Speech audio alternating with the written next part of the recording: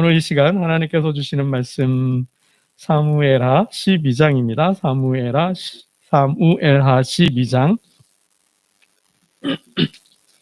26절에서 31절까지의 말씀입니다.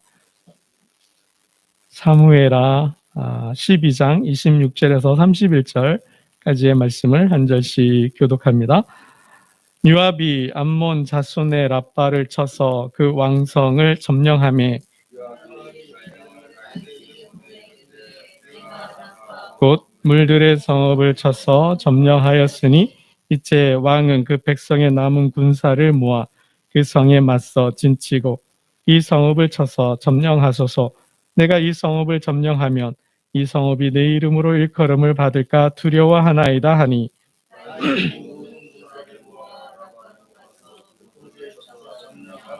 그 왕의 머리에서 보석 박힌 왕관을 가져오니 그 중량이 근 한 달란트라. 다윗이 자기의 머리에 쓰니라. 다윗이 또 그 성읍에서 노력한 물건을 무수히 내오고 설해질과 철도끼질과 벽돌구이를 그들에게 하게 하니라. 암몬 자손의 모든 성읍을 이같이 하고 다윗과 모든 백성이 예루살렘으로 돌아가니라. 아멘. 여러분, 다윗에게 요압은 어떤 사람일까요? 다윗에게 요압은 정말 어떤 사람일까? 아군일까? 적군일까? 정말 친구일까? 아니면 원수일까? 하는 질문을 던져보게 됩니다. 오늘 본문을 보면 요압은 정말 다윗의 둘도 없는 아주 충성스러운 신하임을 보여주고 있습니다. 요압이 랍바성을 점령합니다. 근데 전령을 보내서 다윗을 불러요. 그리고 다윗을 통하여서 그 랍바를 점령하게 합니다. 얼마든지 요압이 랍바성을 점령할 수 있었어요. 굳이 다윗을 부르지 않아도 이미 전세는 기울어졌거든요.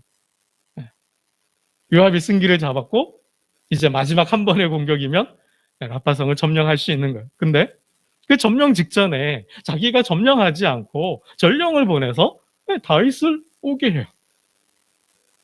우리 28절 말씀을 한번 보겠습니다. 28절입니다. 28절 함께 봅니다. 시작.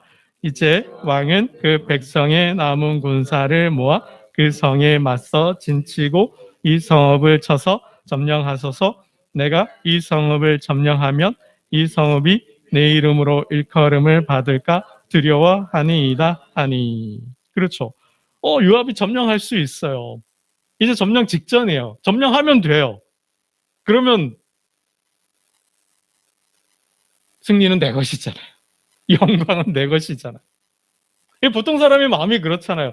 내가 하고 싶지, 내가 이루고 싶고, 내가 정복하고 싶고, 내가 점령하고 싶어요. 그래서 내 이름이 나기를 원하죠. 보통 사람들의 마음은 다 그렇다고요. 그런데 오늘 본문의 요압은 어떻습니까? 내 이름으로 일컬음을 받을까 두렵습니다. 그러니까 내 이름이 나기를 두려워하고 있는 거죠. 그러니까 나보다 다윗이 앞서기를 원하는 거죠. 자기가 다윗을 앞서는 걸 원하지 않고 있어요. 전쟁의 공, 승리의 영광을 누구에게요? 다윗에게 돌리고 있다는 거죠. 야, 정말 여러분, 이러한 사람을 친구로 두거나, 이러한 사람을 동료로 두거나, 이런 사람을 어떤 상사나, 이런 사람을 신하로 두고 있다면, 야, 정말 그 사람은 정말 멋진 사람일 것 같아요. 그죠? 여러분의 삶 중에, 여러분의 사람들 중에, 주변의 사람 중에 이런 사람이 있는지 모르겠습니다. 정말 이런 사람이 있다면 정말 복을 받은 인생이 아닐까 하는 생각을 해보게 됩니다. 여러분, 얼마나 정말 요압이 다윗을 위하고 충성을 다하고 있는지 오늘 본문이 잘 말해주고 있습니다. 정말 이 오늘 본문이 말하는 요압을 보면 정말 겸손한 사람 같아요. 명예와 영광을 추구하기보다도 어떤 그런 자신의 욕구를 채우려고 하기보다는 정말 자신의 섬기는 주군, 왕을 섬기는 그 모습. 자기보다도 다윗을 주군을 앞세우는 그러한 좀 아주 겸손한 아주 멋진 사람인 것 같아요. 바로 앞에 이야기가 밧세바 이야기입니다. 이 이야기를 통해서도 요압이 얼마나 충성된 사람인지를 우리가 엿볼 수 있어요. 그죠? 여러분, 다윗이 왕궁을 거닐다가 한 아름다운 여자를 보잖아요. 그 욕망을 주체하지 못하고 자기의 침실로 불러들였어요. 하룻밤을 보냈어요. 아이를 가졌어요. 이 사실을 숨기려고. 이 사실이 들통나면 온 백성이 알게 되면 무수체면은 어떻게 되고 통치에 큰 걸림이 되잖아요. 그래서 어떻게 해요? 그 남편을 죽이기로 작정하잖아요. 처음부터 죽이려고 했던 건 아니에요. 그죠? 전장에 나가 있는 그 우리아를, 밧세바의 남편 우리아를 불러들여서 아내 밧세바 동침케 하고 자신의 아이가 아니라 누구의 아내?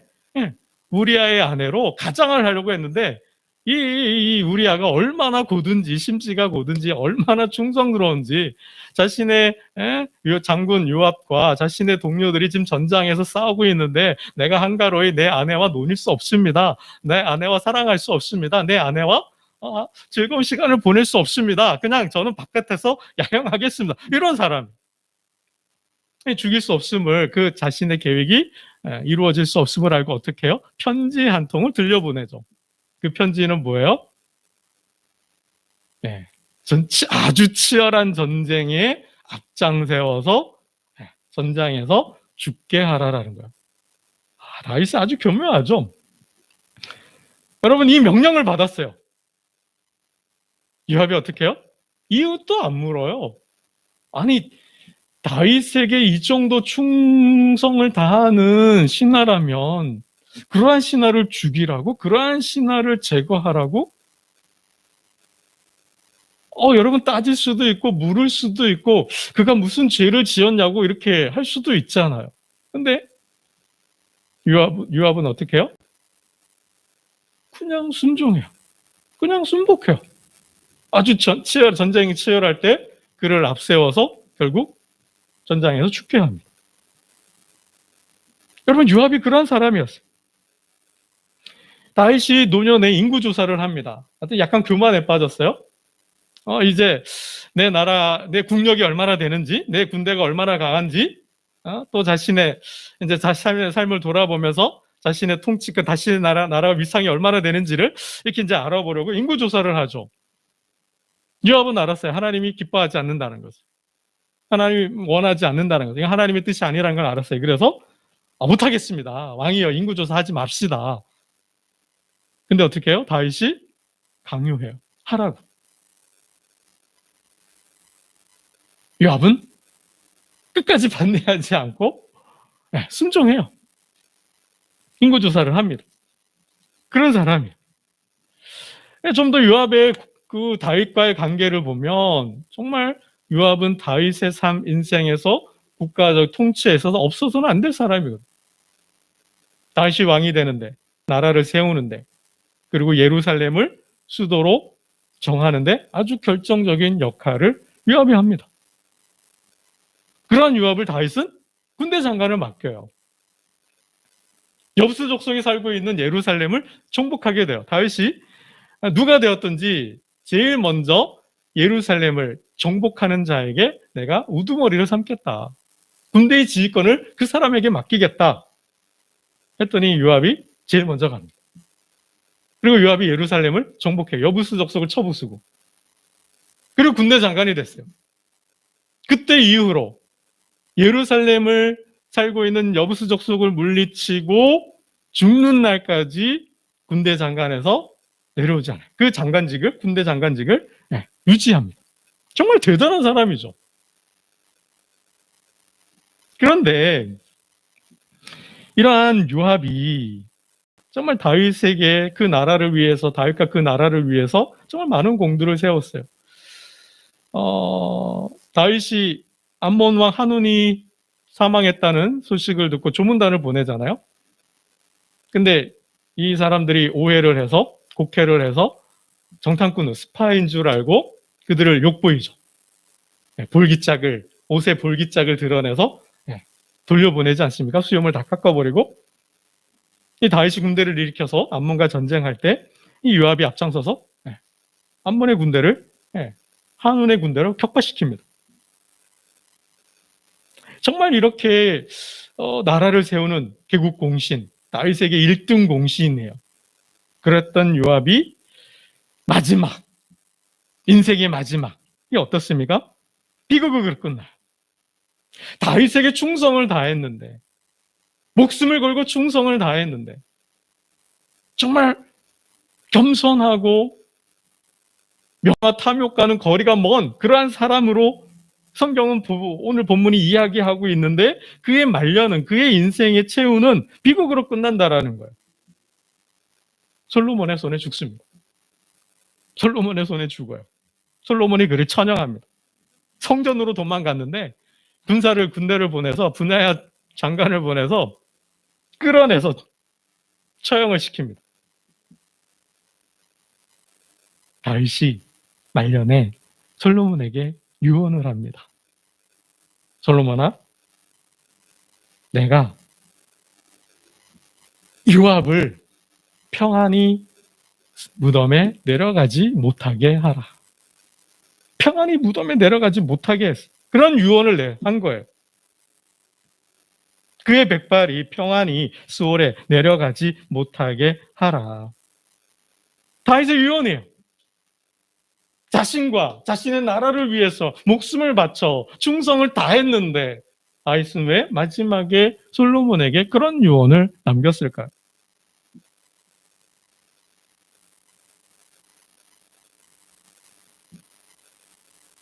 다윗은 자신의 뜻을 어긴 요압을 솔로몬에게 죽이라 한 것이죠.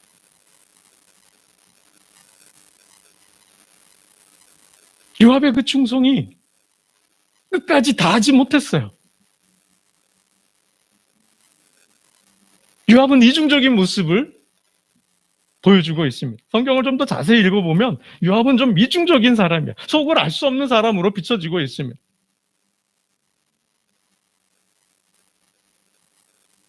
요압이 다윗의 뜻을 어긴 것은 두 번이에요. 크게 두 가지인데 사울의 군대 장관 아브넬을 죽였어요. 또 한 번은 다윗이 세운 군대 장관 아마샤를 죽인 일입니다. 다윗은 그 일을 기억하고 마음에 담아두었다가 솔로몬이 왕이 되었을 때, 자신이 이제 죽음이 가까웠을 때 솔로몬에게 그렇게 유언을 한 거죠. 무덤에 평안히 내려가지 못하게 하라. 여러분, 우리가 한번 생각해 보아야 되는 거죠. 목숨을 다한 그 충성은, 요압의 그 충성은 진정 누구를 위한 충성이고 무엇을 위한 충성인지 우리는 묻지 않을 수 없다라는 것입니다. 우리 한번 물어보아야 한다라는 거죠. 요압이 왜 다윗에게 그토록 충성을 다했는가? 무엇 때문에? 누구를 위하여 그 충성을 다했는가라는 것이죠. 여러분, 미리 결론적으로 말씀을 드려보면 요압은 자신의 권력과 자신의 자리를 지키기 위해서 충성을 다했다라는 거예요. 다윗과 그 나라가 아니라, 더 나아가서 하나님과 그의 나라를 위해서가 아니라 자신의 이기적인 욕망, 자신의 이기적인 목적을 위해 충성하는 척했을 뿐이라는 것이죠.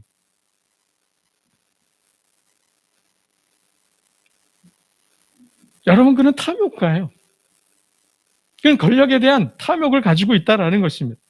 그가 여부스 족속을 무찌르고 예루살렘을 정복하고 예루살렘을 수도로 삼는데 결정적인 아주 큰 공을 세웠지만 그 일로 군대 장관직에 오르고 죽을 때까지 그 장관직에서 내려오지 않았지만 아니 두 번은 내려왔었습니다. 그런데 그들을 다 죽여버린 거죠. 여러분, 요압이 왜 아마샤를 죽였을까요? 동생에 대한 복수입니다. 왜요? 아브넬이 자기 동생 아비새를 죽였거든요. 여러분, 이때가 남북이 통일을 하기 직전이었어요. 사울이 죽자 어떻습니까?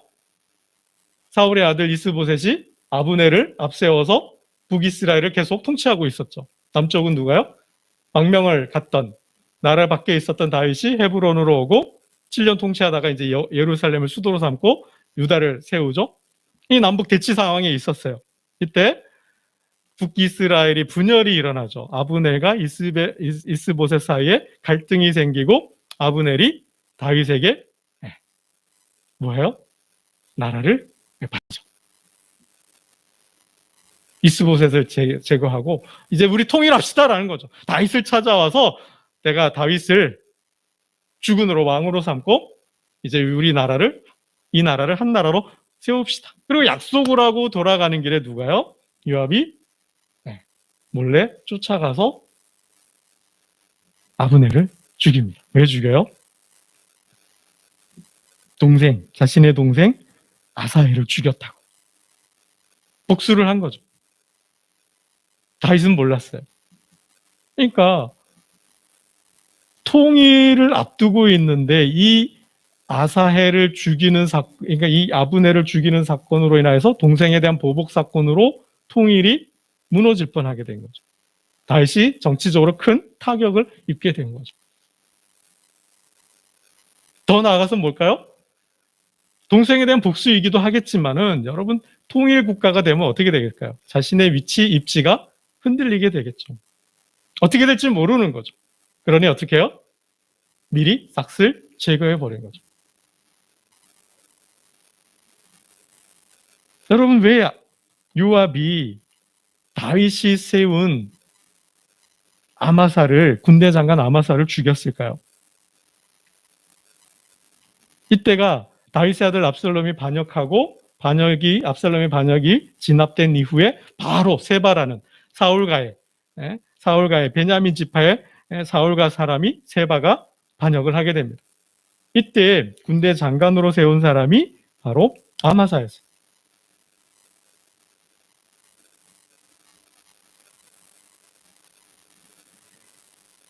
압살롬 반역 때 아마사를 군대 지휘관으로 세웠는데 세바의 반역 때 그 아마사를 죽여버린 거죠. 그리고 자신이 군대 장관이 됩니다. 다윗이 세운 군대 장관이잖아요. 여러분 요압이 진정 다윗에게 충성을 다했을까라는 대목인 거죠. 요압은 왜 다윗에게 충성을 다했을까? 무엇 때문에, 무엇을 위하여, 누구를 위하여 충성했을까라는 질문을 던질 수밖에 없다라는 겁니다. 결국은 다윗의 그 유언과 그 역사를 마지막을 돌아본다면 결국 요압은 다윗과 그의 나라, 하나님과 그의 나라보다는 자신의 욕망, 그 권력, 그 자리를 위한 충성이었다라고 밖에는 평가하고 결론을 내릴 수밖에 없다라는 거죠. 여러분 마지막 결정적으로 요압의 그 욕망을 드러내는 모습이 있습니다. 다윗이 죽자 다윗의 아들들 간에 뭐예요? 권력 다툼이 일어나죠. 왕권 다툼이 일어나요. 대표적으로 솔로몬과 아도니아의 왕권 다툼이 있었죠. 이때 아도니아가 반역을 일으킵니다. 요압이 누구 편에 섰을까요? 솔로몬 편에 서야 되는데 그러면 그 인생이 그렇게 비극으로 끝나지 않았을 터인데 선택을 잘못한 거죠. 다윗과 솔로몬이 왕권 다툼을 할 때 아도니아가 반역을 했을 때 요압은 아도니아 편에 서게 됩니다. 아도니아 편에 서게 돼요. 정말 자신의 권력과 자신의 그 자리를 위해서라면 수단과 방법을 가리지 않는 그러한 사람임을 보여주고 있다는 거죠.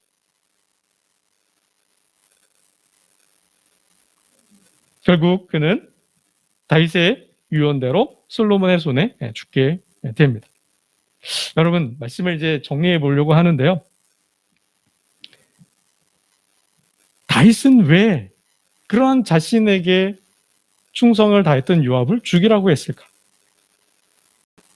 물론 어떤 자신의 정치적인 위치와 상황을 입지를 타격을 가기도 했어요.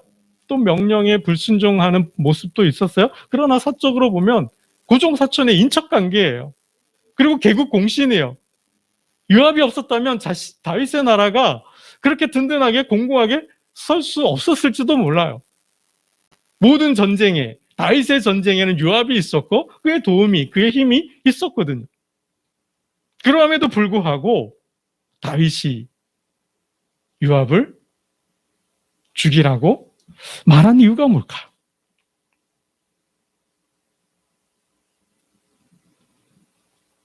여러분, 압살롬이 누구한테 죽을까요?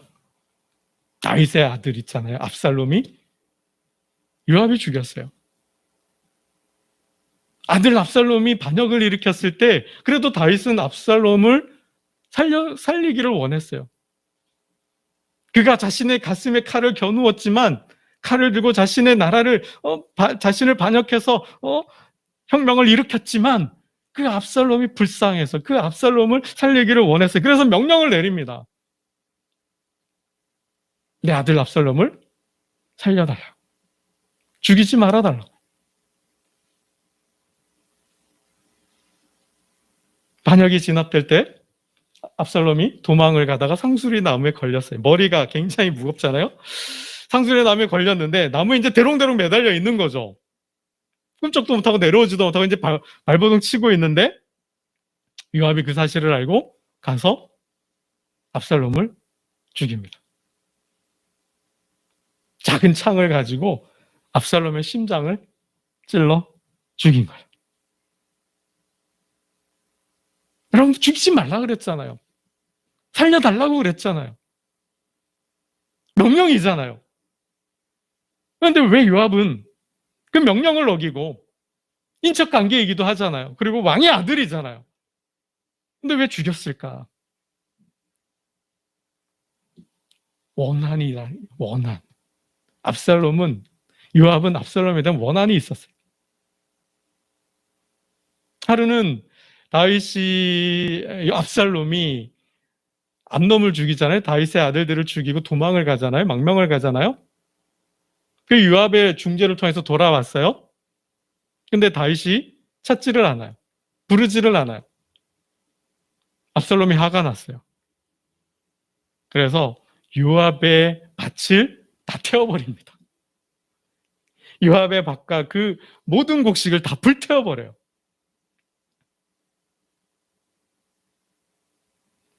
아마 요압이 압살롬을 명령에도 불구하고 죽이지 말고 살려달라는 그 부탁에도 불구하고 압살롬을 죽인 이유가 아마 그때의 원한에 대한 복수는 아닌가 하는 생각을 해보게 됩니다.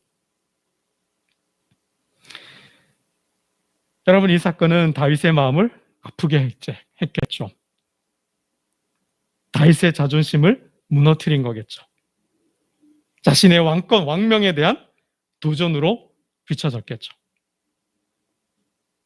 여러분, 요압이 그렇다는 거예요. 여러분, 우리가 말씀을 맺는데요. 요압은 정말 다윗에게 충성을 다했습니다. 그러나 그는 다윗의 유언에 따라 솔로몬 왕에게 처형을 당하였습니다. 요압은 진정 다윗에게 어떤 사람이었을까? 아군이었을까? 적군이었을까? 정말 요압은 진정 다윗에게 충성을 다하였을까? 충성했다면 무엇을 위한, 누구를 위한 충성이었을까? 여러분, 우리는 질문을 던지게 됩니다. 여러분, 우리 안에 요압처럼 이중종 모습은 없는지 여러분 한번 우리가 생각해 보아야 돼요.